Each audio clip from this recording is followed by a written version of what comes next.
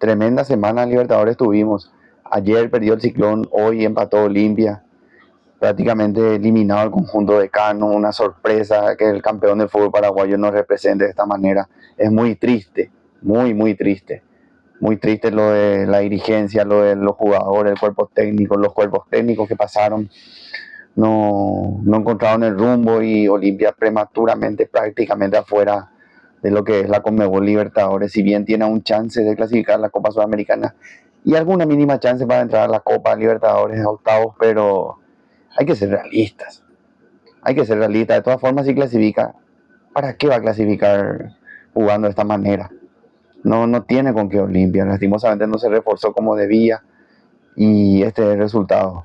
Cerro Porteño, si bien tiene aún chance, sigue vivo más que nunca vivo y depende más de sí mismo que de otras cosas, pero tiene mucho por mejorar Cerro, tiene bastante por mejorar, dejó pasar puntos claves en casa, ese par de puntos por ese Sporting Cristal se sienten mucho ahora con la derrota de Palmeiras, veremos qué pasa. Guaraní, el mejor de los clubes paraguayos a nivel internacional, el único ya clasificado prácticamente en la siguiente fase de su torneo, que es la Copa Sudamericana. Guaraní el único que nos representa como debe ser.